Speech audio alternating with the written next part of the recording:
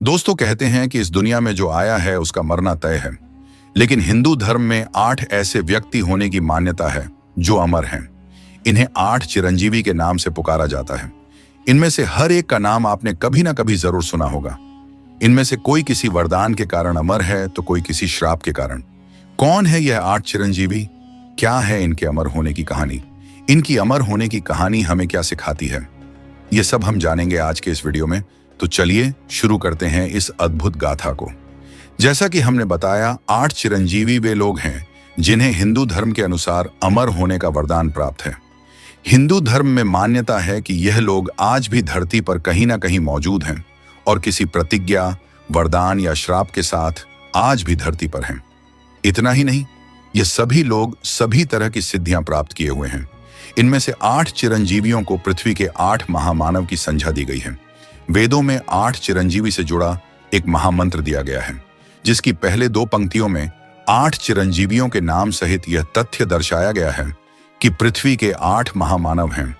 वही मंत्र की अंतिम 2 पंक्तियों का वर्णन होने के साथ यह कहा गया है कि यदि कोई व्यक्ति 8 चिरंजीवियों को नित्य स्मरण करता है तो उसके सभी रोग खत्म हो जाते हैं और उसे एक लंबी उम्र भी मिलती है। चिरंजीवी का अर्थ है चिरकाल तक जीने वाला, यानी चिरंजीवी वे लोग होते हैं जो कि मौत से परे होते हैं, अमर होते हैं।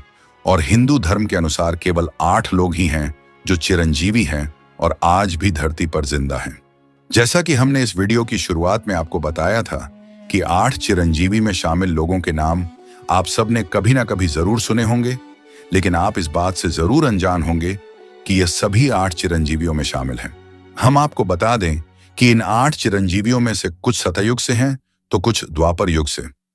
इन सब के अमर होने की अपनी अपनी कहानी है, जिनके बारे में हम आपको इस वीडियो में बताने जा रहे हैं। आइए जानते हैं कि 8 चिरंजीवी कौन कौन हैं और क्या है उनकी गाथा, और इस कलयुग के समय में यह सब कहां है। नंबर 1, अश्वत्थामा। अश्वत्थामा पांडवों और कौरवों के गुरु द्रोणाचार्य और उनकी पत्नी कृपि का पुत्र है, जो उन्हें भगवान शिव के आशीर्वाद से प्राप्त हुआ था। पैदा होते ही इस बालक ने अपने गले से हिनहिनाने की आवाज की, इसलिए द्रोणाचार्य ने उसका नाम अश्वत्थामा रखा। यह बालक बहुत तेजस्वी था और जन्म से ही इसके माथे पर एक मणि जड़ी हुई थी, जो उसे दैत्य, दानव, रोग, किसी भी बाधा और संकट आदि से सुरक्षा देती थी और साथ ही उसे भूख, प्यास और बुढ़ापे से भी बचाती थी। द्रोणाचार्य ने पांडवों और कौरवों के साथ ही अश्वत्थामा को भी अस्त्र शस्त्र आदि की शिक्षा दी थी, इसलिए वह युद्ध कौशल में भी निपुण था। महाभारत के युद्ध में गुरु द्रोणाचार्य ने अपना धर्म निभाते हुए कौरवों का साथ दिया और अश्वत्थामा ने भी अपने पिता का साथ दिया। इस युद्ध में श्री कृष्ण और पांडवों ने छल का सहारा लेकर द्रोणाचार्य का वध किया और उसके बाद भीम ने दुर्योधन का वध किया, जिससे अश्वत्थामा क्रोधित हुआ और उसने द्रौपदी के सभी पुत्रों की हत्या कर दी। द्रौपदी के विलाप से क्रोधित होकर अर्जुन ने अश्वत्थामा का पीछा किया। तब अश्वत्थामा ने अर्जुन की ओर ब्रह्मास्त्र चलाया। तब श्री कृष्ण के कहने पर अर्जुन ने भी ब्रह्मास्त्र चलाया। दोनों ब्रह्मास्त्र आपस में टकराने लगे, जिससे सृष्टि में हाहाकार मच गया। तब महर्षि व्यास और नारद जी के आग्रह पर अर्जुन ने तो अपना ब्रह्मास्त्र वापस ले लिया, लेकिन अश्वत्थामा को यह ब्रह्मास्त्र को वापस लेने की विद्या नहीं आती थी। इसलिए उसने अपना प्रतिशोध लेने के लिए ब्रह्मास्त्र को अर्जुन पुत्र अभिमन्यु की पत्नी उत्तरा के गर्भ की ओर मोड़ दिया। उसके ऐसा करने से भगवान कृष्ण अत्यंत क्रोधित हुए और उन्होंने अश्वत्थामा के माथे पर लगी हुई मणि निकाल ली और उसे श्राप दिया कि जिस तरह तूने द्रौपदी को जीवन भर का घाव दिया है, इस तरह तू भी इस मणि के निकाले जाने से बने घाव के साथ अनंत काल तक इस संसार में भटकता रहेगा। मृत्यु मांगने पर भी तुझे मृत्यु नहीं मिलेगी। कहा जाता है तभी से लेकर आज तक अश्वत्थामा इस घायल अवस्था में इस संसार में भटक रहा है। हालांकि स्कंद पुराण के अनुसार आर्षि वेद व्यास की सलाह पर अश्वत्थामा ने भगवान शिव की तपस्या की, जिससे प्रसन्न होकर भगवान शिव ने उसे कृष्ण के श्राप से मुक्त कर दिया और अमृता का वरदान दिया। नंबर 2, राजा बलि। राजा बलि श्री हरि भक्त प्रहलाद के वंशज थे। उन्होंने अपने बल से तीनों लोकों को जीत लिया था। इसके साथ ही उनको बहुत बड़ा दानवीर भी माना जाता है। पौराणिक कथाओं के अनुसार भगवान विष्णु ने राजा बलि के घमंड को तोड़ने के लिए वामन अवतार लिया था। एक बार भगवान विष्णु वामन अवतार में राजा बलि के यज्ञ में शामिल हुए। यज्ञ के दौरान ही सभी ब्राह्मण राजा बलि से अपने लिए कुछ न कुछ दान मांग रहे थे, जो राजा बलि उन्हें दे भी रहे थे। तब वामन देवता की बारी आई और उन्होंने राजा बलि से केवल 3 पग भूमि मांग ली। तब राजा बलि और उपस्थित ब्राह्मण हंस पड़े। राजा बलि ने कहा, आप अपने छोटे छोटे पैरों से कितनी जमीन नाप पाएंगे, इसीलिए और कुछ मांग लो। लेकिन वामन देवता अपनी बात पर अड़े रहे। तब राजा बलि ने कहा, जहां आप चाहे 3 पग जमीन ले लो। तब वामन देवता ने अपना विराट रूप धारण कर लिया। उन्होंने एक पग में देवलोक और दूसरे पग में भूलोक और पाताल लोक नाप दिया। इसके बाद उन्होंने कहा, तीसरा पग कहां रखूं राजन? तब राजा बलि ने अपना सर आगे कर दिया और वामन देवता ने राजा बलि के सर पर पैर रख के उन्हें पाताल लोक में भेज दिया और उन्हें सुतल लोक में बसा दिया, जहां वो आज भी अपने मुक्ति के लिए कल के अवतार की प्रतीक्षा कर रहे हैं। नंबर 3, हनुमान। हनुमान जी को माता सीता ने चिरंजीवी होने का वरदान दिया था। भगवान श्री राम से कल युग के अंत तक धर्म व राम कथा का प्रचार करने की आज्ञा मिली थी। हनुमान जी के जीवित होने का प्रमाण आज भी कई जगह पर मिलते हैं। महाभारत के वन पर्व के अध्याय 191 के अनुसार एक बार भीम द्रौपदी के लिए पुष्प लेने गंधमादन पर्वत जा रहे थे, तब उनकी मुलाकात हनुमान जी से हुई थी। पहले तो भीम ने हनुमान जी को नहीं पहचाना। बाद में जब भीम ने एहसास किया कि यह तो हनुमान जी हैं, उसके बाद वो हनुमान जी के चरणों में गिर गए। कहा यह भी जाता है कि हर 41 साल में बजरंग बली श्रीलंका के मातंग कबीले में ब्रह्म ज्ञान देने आते हैं। कल युग में जब पाप की सीमा बढ़ जाएगी, तब फिर से बजरंग बली भगवान कल्कि के रूप में श्री राम जी के दर्शन करेंगे और तब श्री राम जी द्वारा दिए उन वचनों का कार्यकाल भी समाप्त हो जाएगा। नंबर 4, परशुराम। भगवान परशुराम ऋषि जमदग्नि के पुत्र थे और इंद्र के आशीर्वाद से उनकी पत्नी रेणुका के गर्भ से जन्मे थे। वे भगवान विष्णु के 6वें अवतार थे। उनका वास्तविक नाम राम था, परंतु भगवान शिव ने उन्हें विद्युत भी नामक परशु यानी फरसा प्रदान किया, जिसके बाद ही वह परशुराम कहलाने लगे। भगवान विष्णु ने उन्हें युगों युगों तक अमर रहने का वरदान प्रदान किया। उन्होंने 21 बार क्षत्रिय वंश का विनाश किया था। वह भीष्म, द्रोणाचार्य और कर्ण के गुरु भी रहे। मान्यता है कि वे आज भी संसार में उपस्थित हैं और भगवान विष्णु के कल के अवतार होने पर उनके गुरु का कार्यभार संभालेंगे। नंबर 5, विभीषण। विभीषण भगवान विष्णु के अनन्य भक्त थे। जब लंकापति रावण ने माता सीता का हरण किया था, तब विभीषण ने अपने भाई रावण को काफी समझाया था कि भगवान राम से शत्रुता ना करे, जिसके बाद रावण ने उन्हें अपनी लंका से निकाल दिया था। तब विभीषण भगवान राम की सेवा में चले गए और रावण के अधर्म के अंत करने के लिए धर्म का साथ दिया। यही कारण है कि भगवान श्री राम ने विभीषण को चिरंजीवी होने का वरदान दिया था, जो कि आज के युग यानी कल युग के अंत तक जीवित रहेंगे। विभीषण के जीवित होने का प्रमाण रामायण काल के बाद महाभारत काल में भी मिले थे। युधिष्ठिर के राजसूय यज्ञ के दौरान विभीषण वहां पर आए थे। नंबर 6, महर्षि वेदव्यास। महर्षि वेदव्यास ऋषि पाराशर और सत्यवती के पुत्र थे। उनका पूरा नाम कृष्ण द्वैपायन वेदव्यास था। वे महाभारत सहित कई घटनाओं के साक्षी रहे हैं। उन्होंने महाभारत सहित वेदों और कई धर्म ग्रंथों की रचना की है। वे त्रिकालदर्शी थे। उन्होंने जान लिया था कि कल युग में धर्म कर्म बहुत ही क्षीण हो जाएगा, जिसके कारण मनुष्य नास्तिक, कर्तव्यहीन और अल्प आयु का हो जाएगा। ऐसे में वेद को पढ़ना और समझना उसके लिए बहुत ही मुश्किल हो जाएगा। इस बात को ध्यान में रखते हुए उन्होंने वेद को ऋग्वेद, सामवेद, यजुर्वेद व अथर्ववेद नामक 4 भागों में विभक्त कर दिया, ताकि कम बुद्धि वाले और कमजोर स्मरण शक्ति वाले भी वेद को पढ़ सके। वेद अधिक गहरे और कठिन होने के कारण महर्षि व्यास ने पुराणों की रचना की, जिसमें वेदों के ज्ञान को बहुत ही रोचक कहानियों में बताया गया है। नंबर 7, कृपाचार्य। कृपाचार्य शरद्वान के पुत्र थे। कहा जाता है कि शरद्वान को धनुर्विद्या से लगाव था। वे धनुर्विद्या में इतने निपुण हो गए थे कि देवराज इंद्र को भी उनसे डर लगने लगा। तब उन्होंने उनकी तपस्या को भंग करने के लिए नामपदी नाम की एक अप्सरा को भेजा। उसे देखकर शरद्वान इतने कामातुर हो गए कि उनका वीर्य स्खलित हो गया, जो एक सरकंडे पर गिरा। उस वीर्य की बूंदों से 2 जुड़वा बच्चे पैदा हुए हैं, जिन्हें शरद्वान और नामपदी वहीं पर छोड़कर चले गए। तब राजा शांतनु वहां आए और उन्होंने उन दोनों बच्चों पर कृपा करके उन्हें पाला। उनका नाम उन्होंने कृप और कृपा रखा।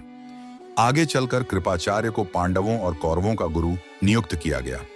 कृपाचार्य 8 चिरंजीवी में से एक गिने जाते हैं। नंबर 8, ऋषि मार्कंडेय। ऋषि मार्कंडेय को 8वां चिरंजीवी माना गया है। यह ऋषि मृकंडू और मरुदमती के पुत्र थे। इन्होंने महामृत्युंजय मंत्र के साथ साथ मार्कंडेय पुराण की रचना की। भगवान शिव के वरदान से इन्होंने काल पर विजय प्राप्त की थी। अभी हमने जिन 7 व्यक्तियों का वर्णन किया वह पृथ्वी के 7 महामानव कहे जाते हैं। वहीं यदि इसमें हम ऋषि मार्कंडेय को शामिल करें तो यह 8 चिरंजीवी कहलाते हैं। 8 चिरंजीवी मंत्र की अंतिम 2 पंक्तियां ऋषि मृकंडू को ही समर्पित हैं। इनके अमर होने की कहानी बहुत ही रोचक है, जो कि भागवत पुराण में दी गई है। इसके अनुसार ऋषि मृकंडू और उनकी पत्नी नी संतान थे। पुत्र पाने की इच्छा से भगवान शिव की तपस्या की। भगवान शिव उनकी तपस्या से प्रसन्न हुए और उन्हें पुत्र पाने के लिए 2 विकल्प दिए। पहला, एक ज्ञानी पुत्र लेकिन उसकी उम्र कम होगी, और दूसरा मूर्ख पुत्र जिसकी उम्र लंबी होगी। यर्षि ने पहला विकल्प चुना और भगवान शिव ने उन्हें एक ज्ञानी पुत्र का वरदान दिया जिसकी मृत्यु 16 साल की आयु में हो जानी निश्चित थी। इस तरह ऋषि मार्कंडेय का जन्म हुआ। मार्कंडेय बचपन से ही भगवान शिव के अनन्य भक्त थे और अपनी मृत्यु के तय दिन तक भगवान शिव की पूजा करते रहे। मृत्यु वाले दिन यमदूतों ने उनके प्राण लेने की पूरी कोशिश की, लेकिन कोई उन्हें ले जा ना सके। तब हार कर यमराज स्वयं उनके प्राण लेने के लिए आए। जैसे ही यमराज आगे बढ़े, तत्काल उसी समय भगवान शिव स्वयं प्रकट हुए। तब यमराज ने कहा कि आपने ही आयु 16 वर्ष निश्चित की थी। तब भगवान ने कहा कि मेरा 1 वर्ष 1 युग के बराबर होता है, अतः मेरा यह भक्त युगों युगों तक अमर रहेगा। इस वरदान के बाद दूसरी मार्कंडेय अमर हो गए। उसके बाद उन्होंने मार्कंडेय पुराण और महामृत्युंजय मंत्र की रचना की। 8 चिरंजीवियों के बारे में विस्तार से जानने के बाद अब आइए जानते हैं इन 8 चिरंजीवी से जुड़ा एक मंत्र जो कि काफी महत्वपूर्ण है। इसके बारे में कहा जाता है कि जो भी व्यक्ति इस मंत्र का जाप करता है उसके सभी रोग खत्म हो जाते हैं और उसे लंबी उम्र प्राप्त होती है। यह मंत्र इस प्रकार है: अश्वत्थामा बलिर्व्यासो हनुमांश्च विभीषण कृप परशुरामश्च सप्तैतय चिरजीविन सप्तैतान संस्मरे नित्यम मार्कंडेयम थाष्टमम जीवेद वर्ष शतम सोपि सर्व व्याधि विवर्जित। इस मंत्र की शुरुआती 2 पंक्तियों में 7 चिरंजीवियों का उल्लेख करते हुए कहा गया है कि अश्वत्थामा, बाली, हनुमान, विभीषण, कृपाचार्य और परशुराम 7 चिरंजीवी हैं। अंतिम 2 पंक्तियों में ऋषि मार्कंडेय का उल्लेख करते हुए कहा गया है कि इन 7 महामानवों के साथ ऋषि मार्कंडेय के नाम का जाप करने से व्यक्ति हर रोग से मुक्त रहता है और लंबी आयु को प्राप्त करता है। 8 चिरंजीवी हिंदू धर्म का बहुत ही महत्वपूर्ण अंग है। इनके जीवन चरित्र इंसान को कर्मठता, भक्ति और तप आदि तो सिखाते ही हैं, साथ ही यह भी बताते हैं कि हमें अपनी शक्ति और बुद्धि बल का प्रयोग सत्कार्यों में करना चाहिए, जिससे संसार का भला हो और संसार को बेहतर शिक्षा मिले। अन्य 7 चिरंजीवियों ने अपने संसार की भलाई के लिए किया, वहीं अश्वत्थामा ने अपनी शक्तियों का दुरुपयोग किया, जिससे कई लोगों की हानि हुई। दोस्तों, चलिए अब जानते हैं कि आखिर कलियुग में यह 8 चिरंजीवी कहां रहते हैं। हनुमान। माना जाता है कि भगवान हनुमान गंधमादन पर्वत पर निवास करते हैं। वहां विशाल पैर के अनुरूप भौतिक संकेत हैं जो हनुमान के पृथ्वी पर उपस्थिति को सिद्ध करते हैं, विशेषकर एशिया में। उनकी रहन सहन को लेकर असाधारण शक्तियां हैं। माना जाता है कि भगवान राम उन्हें अगले कल्प में कुछ महत्वपूर्ण भूमिकाओं में नियुक्त करेंगे।